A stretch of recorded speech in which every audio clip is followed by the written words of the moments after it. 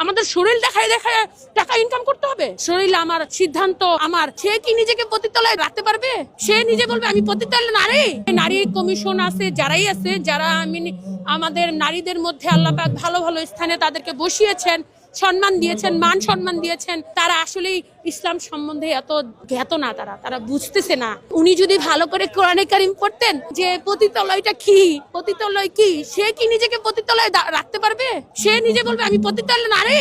যদি সে পারে তাহলে অন্য মেয়েরাও পারবে। সে তো পারবে না, তাহলে কেন আরেকটা মেয়েকে পতিতলয় রাখে? কেন তাদের জন্য সংস্থানের ব্যবস্থা করার রাস্তা দেখাতে পারে নাই তারা? ওইসব মেয়েদের জন্য একটা দোকানপাট, অন্য কিছু, আর কোনো বিকল্প কোনো পন্থা ছিল না? পতিতলয়কে কেন তারা সেটা বাস্তবায়নের জন্য চেষ্টা করবে?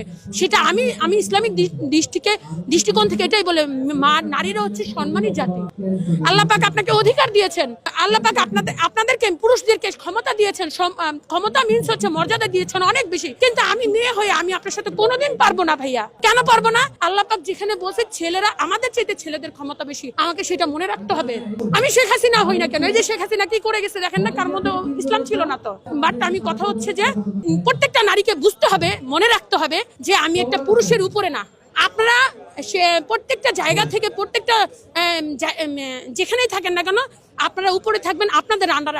আমাদের আন্ডারে যখন আপনি কাজ করবেন, তাহলে এই দেশে কোনোদিন কল্যাণ হবে না। কারণ আপনার জ্ঞানের সাথে আমি কখনোই পারবো না, যতই পিএইচডি হোল্ডার থাকি না কেন, যতই পৃথিবীর শ্রেষ্ঠ জ্ঞানী এবং শ্রেষ্ঠ ধনবান হলো, শ্রেষ্ঠ, মোট কথা সকল দিক থেকে আমি আপনার চাইতে উপরে গেল, আমি আপনার সাথে পারবো না। কেন পারবো না? আল্লাহ নিজেই বলে দিয়েছে। আর আমি যখন আল্লাহর বিধানকে উল্টাবো, তখন আমার দুনিয়াও শেষ, আখিরাতও শেষ।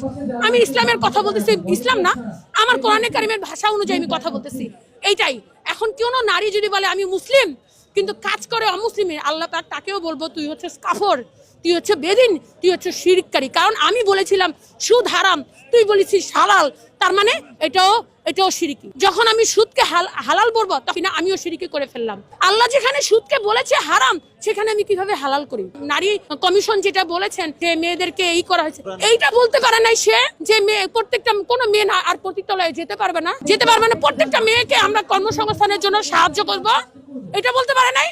খালি মেয়েদের খালি খারাপ কাজ করার রাস্তা দেখায় দেয়। কেন দেখায়? কারণ সে দেখাচ্ছে এই জন্যই, কারণ সে নিজের রাইটস, নিজের অধিকার সম্বন্ধে সে জ্ঞাত না। যদি সে জানতো আল্লাহ পাক আমাদের কি মর্যাদা দিয়েছেন, আমি আমার স্বামীর কাছ থেকে অধিকার পাবো, সম্পদ পাবো, বাবার কাছ থেকে, ছেলের কাছ থেকে, ভাইয়ের কাছ থেকে, 4 জায়গায় আমাদের সম্পত্তি দিয়ে দিচ্ছে, তারপর আমাদের এত লোভ কিসের?